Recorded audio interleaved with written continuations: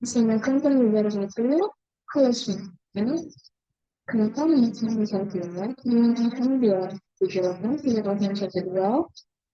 Di sini saya akan mempresentasikan hasil dari rancangan yang saja. Nah, di sini temanya SDGs. Apa sih SDGs itu?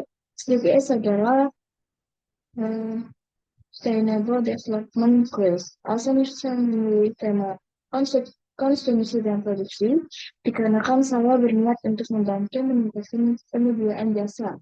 Di sini saya memilih mengembangkan aplikasi Pilot karena ingin membantu memudahkan mahasiswa untuk menjual barangnya yang sudah tidak dipakai. Jadi mahasiswa yang menjual peralatan kosan yang sudah tidak dipakai dikarenakan sudah lulus, sehingga ingin menjualnya saja daripada dibawa pulang ke rumah. Aplikasi ini khusus mahasiswa yang ingin menjual barangnya yang sudah tidak dipakai lagi, tetapi masih bagus seperti laptop, pakaian, buku, peralatan tulis, peralatan kosan. Di aplikasi ini juga mahasiswa tidak hanya bisa menjual atau membeli barang, tapi juga bisa barter atau tukar barang tanpa mengeluarkan uang. Di sini saya memilih aplikasi kompetitornya dari aplikasi Pilot. Untuk kelebihannya sendiri, yang pertama itu dia memiliki fitur kategori yang lengkap. Yang kedua, pembeli bisa melihat barang apa saja yang sedang populer saat ini.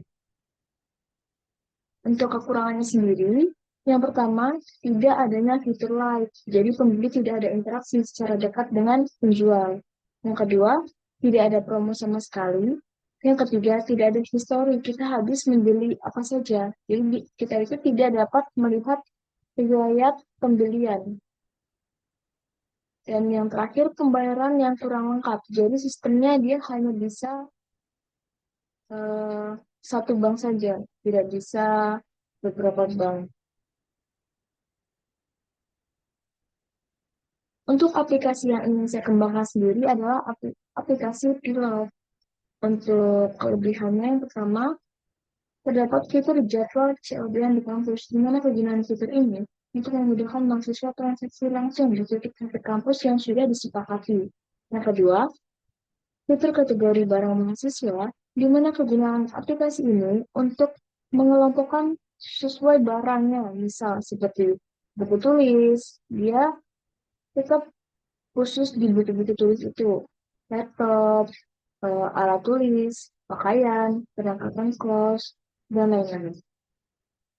Dan yang ketiga ada fitur pencarian fakultas. Di fitur ini berguna untuk mahasiswa yang ingin mencari barang pilot sesuai jurusannya. Misal, saya ingin mencari buku pemrograman Java, berarti kita mencarinya di fitur pencarian fakultas. Berarti kita mencarinya di fakultas teknologi informasi.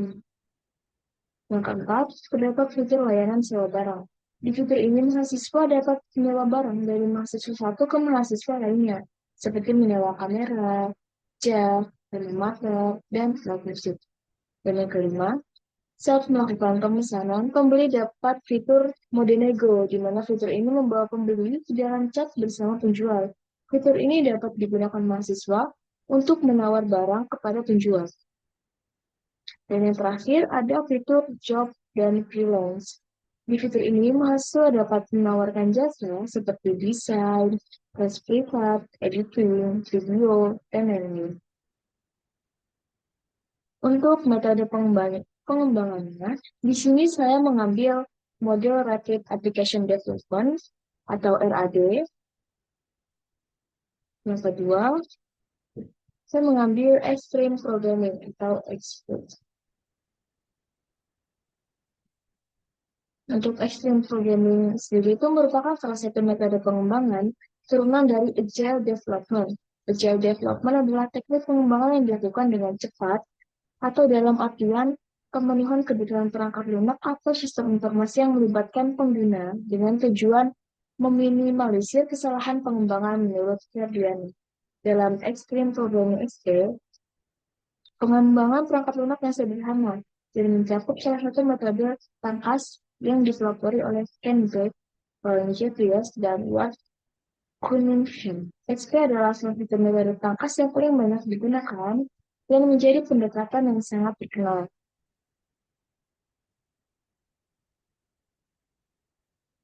Alasan saya memilih kedua tersebut karena keduanya menawarkan pendekatan yang fleksibel, cepat, dan responsif terhadap perubahan dalam pengembangan perangkat lunak.